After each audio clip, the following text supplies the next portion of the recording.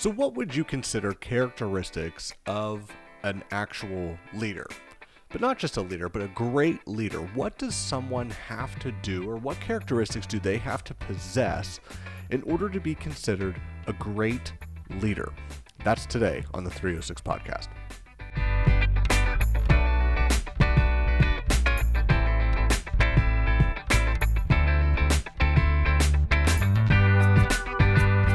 Welcome back to the 306 podcast. My name is Scott.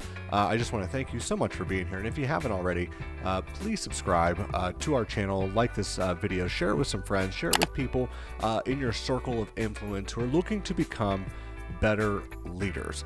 And if you do that, we would just be so thankful for that as we continue on trying to create and develop better leaders in our culture.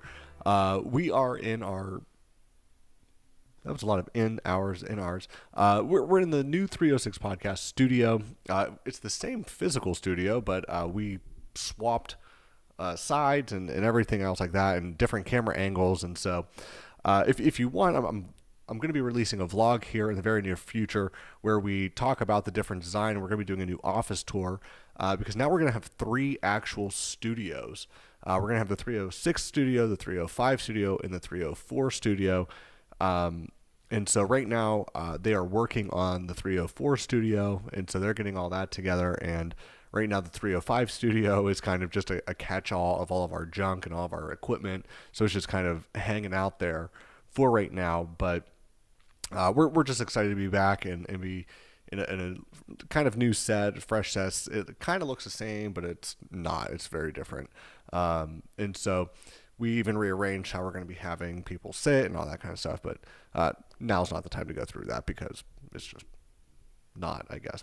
So characteristics of being a great leader. We've been talking about leadership because I really want this podcast to get you on the thought process of how can I be a better leader? How can I influence the people around me in a positive, effective way?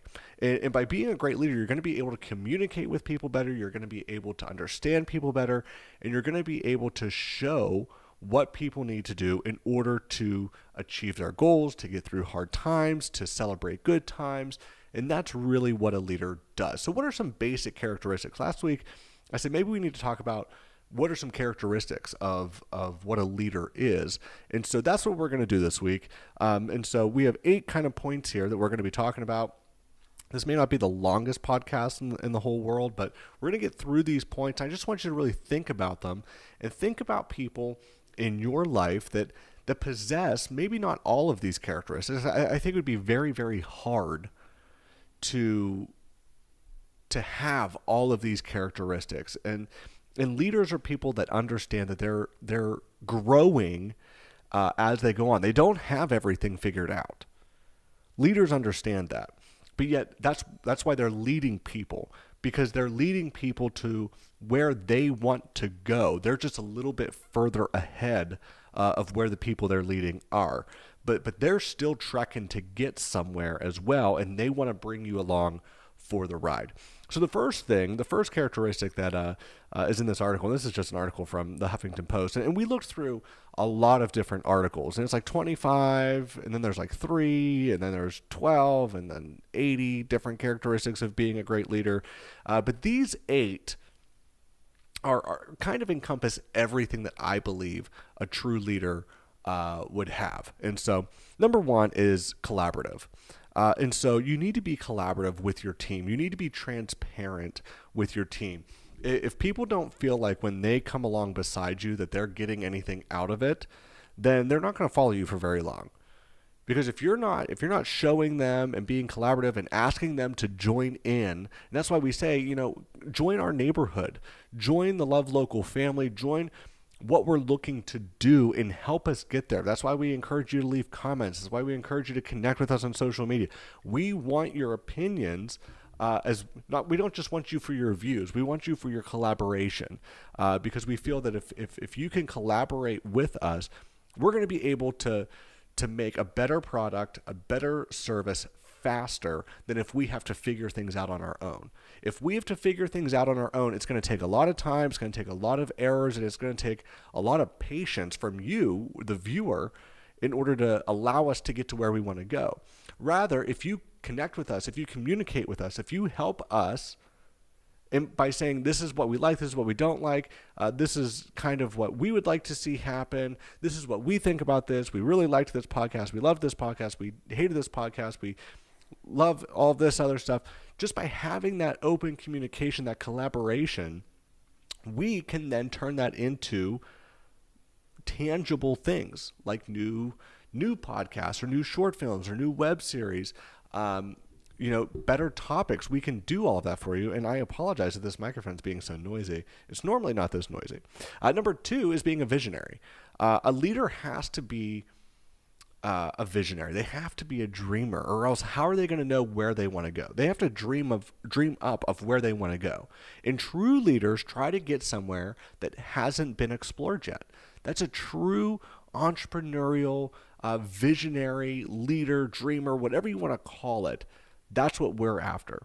We want to help encourage people to think of things that haven't been thought before, to help lead people where people haven't been led before. It's like taking people across the country back in the Lewis and Clark days. We had never been over there. We as the colonies have never been over there. But Lewis and Clark, they led the way, and they had to lead people over there to a place that they had not been before. Now, with that, you have to be a practical realist. You have to understand what's realistic. I mean, I can't say, hey, we're going to lead people to Pluto, because we haven't even been able to get to Mars yet.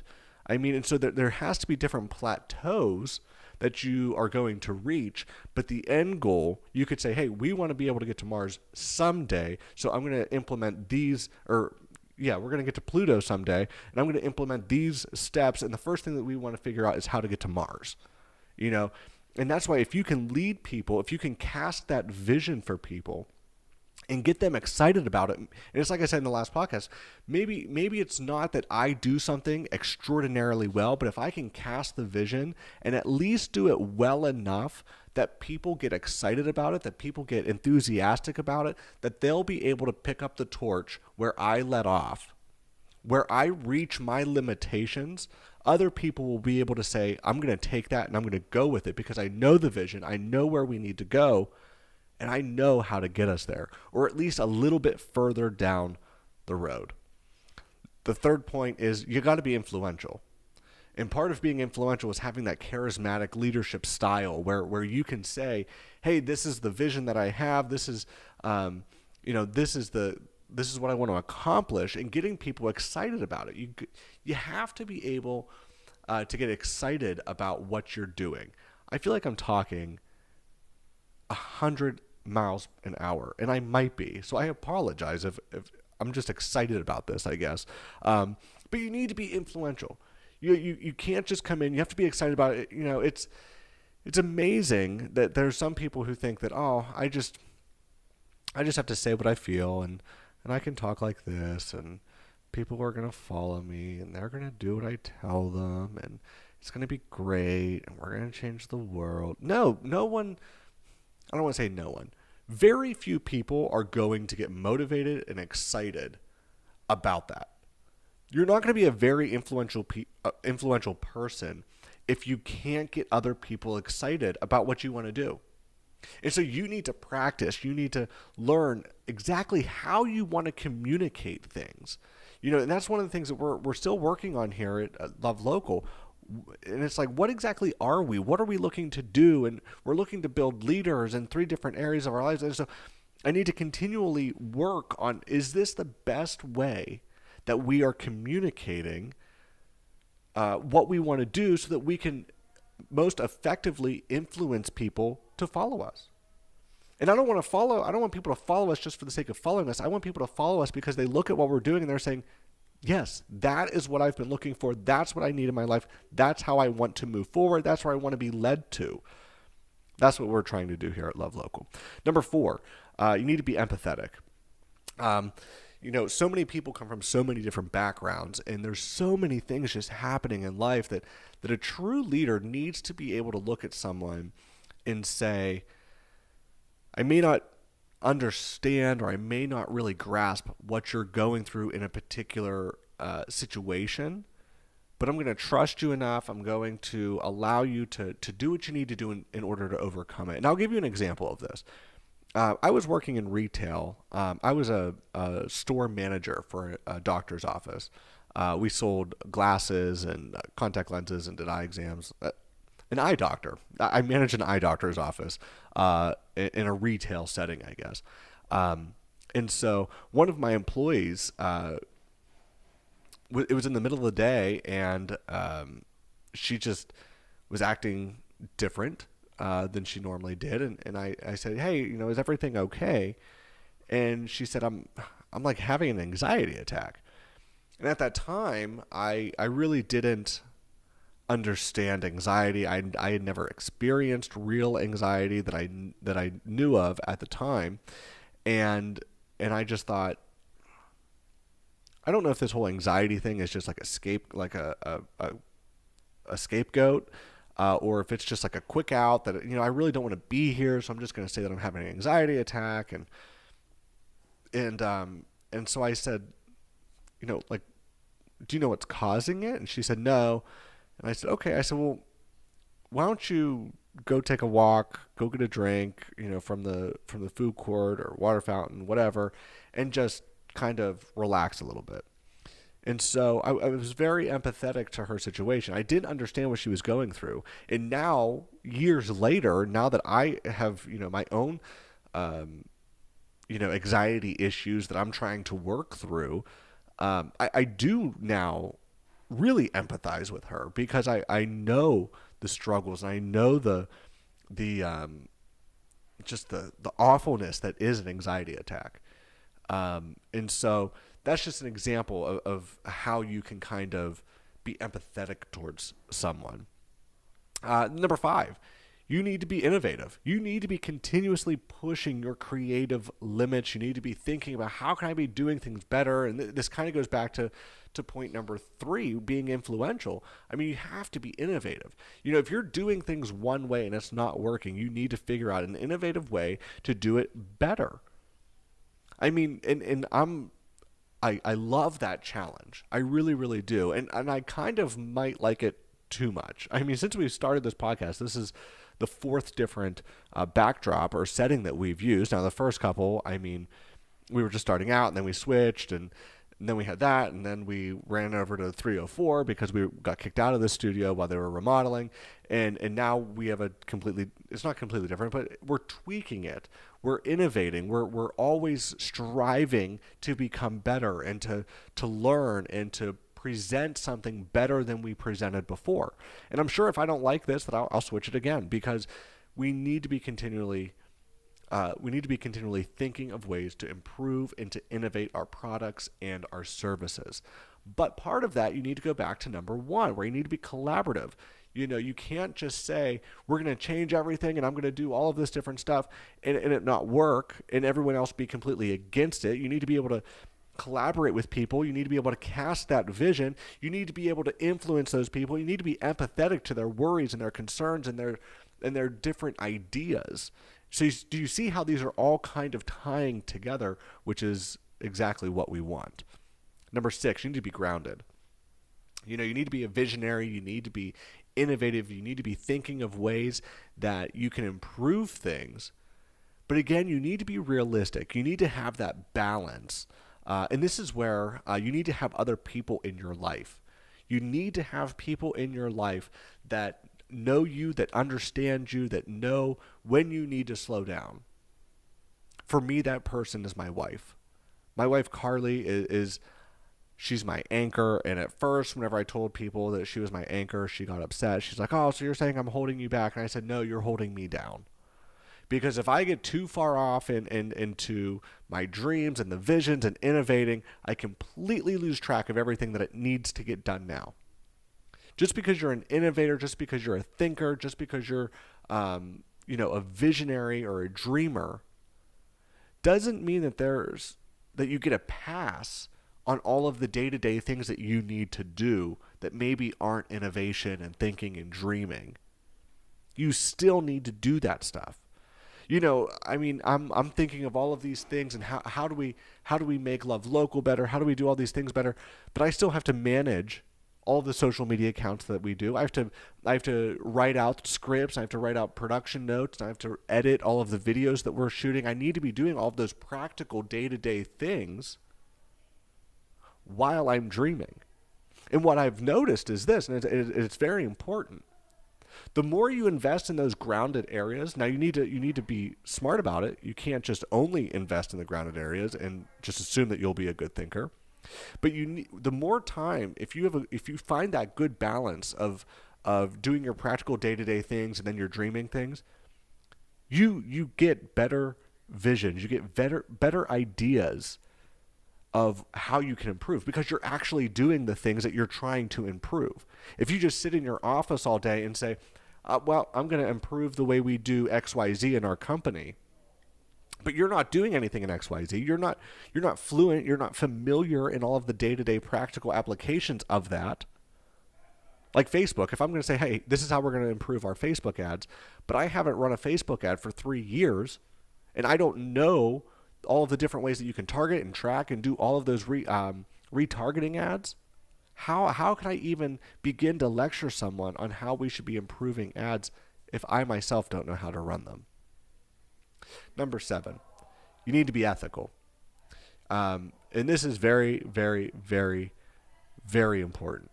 You need to be ethical. And if you hear all that background noise, then I'm going to be upset. Hopefully you don't. But there's a whole bunch of people outside our studios just yelling. And hopefully you don't hear them. But you need to be ethical.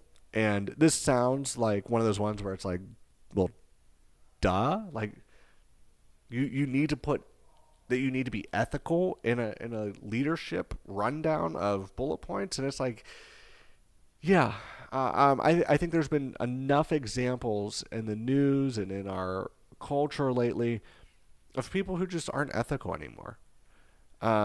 You need to do business the right way. There's a right way to do business, there's a slimy way to do business, and there's a wrong way to do business. I mean, it's kind of the thing that's happening with President Trump. No one really likes the way he does business, but he's very successful at it. Does that make it the right way? In my opinion, no. But he gets stuff done. And so a lot of people will say, hey, the ends justify the means. I'm not an ends justify the means guy. And then there's other people that are like, it doesn't matter. Just do whatever you got to do, which I think is evil. I mean, I think there's people who try to do the right thing, and if they can't get it done the right way, then they go to another means of trying to get it done.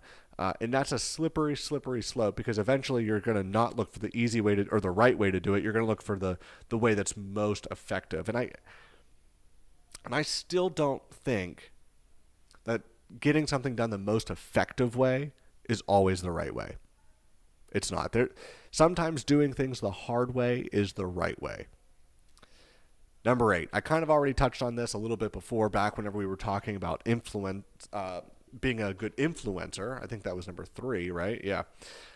Number 8 is passionate.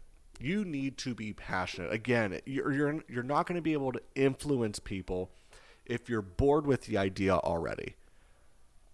If you're trying to build a following around a certain item and you're not passionate about it, you're not looking for ways to innovate, you're not looking for ways to create a new vision for it or collaborate with people, if you're not passionate about it, you're not going to get anywhere. And if you do get somewhere, it's going to be so small, so minute, that it's really not going to be anything of importance.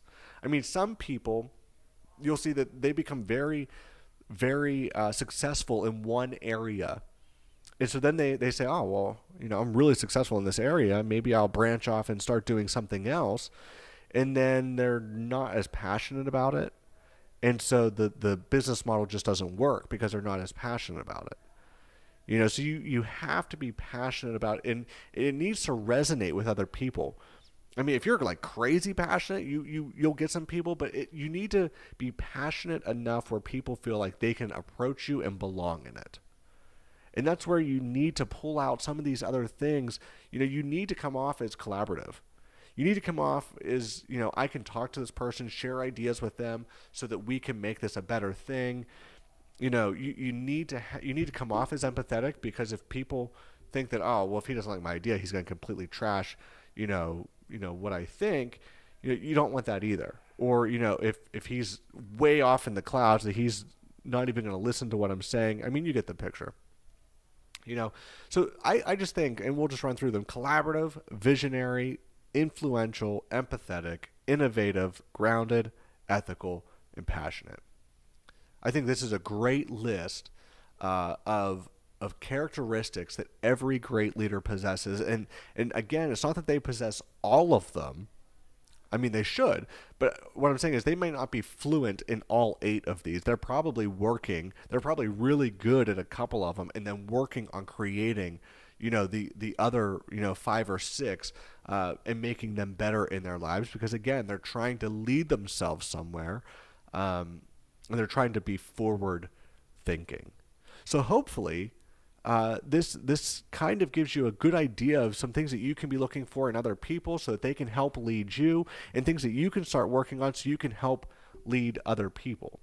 Because I think it's going to be very, very important as we continue this journey together, and hopefully you continue on this journey with us. And if you want to join us, join the neighborhood, you can subscribe here on YouTube. You can follow us on our social media pages. So just search for Love Local PA. We're on Facebook, Twitter, and Instagram. You can go to our website, lovelocalpa.com. You can create an account. It's free. Right now it's free for you to create an account. You get access to all of this information. And we want your ideas. We want you to collaborate with us. We want you to help us get this thing going more so than we already are. I mean, we're putting content out there every week, but I really want to be putting out multiple pieces of content every week, so that you can come here multiple times a week and get information that you need, so that you can go out and apply it to the world. I don't want this to be something where you just come here, watch a video, and it ends here. This should be something that you can take and start applying in your relationships, in your friendships, in your relationships at work, with family, with friends, with people at church, with people in your neighborhood, with anyone and everyone.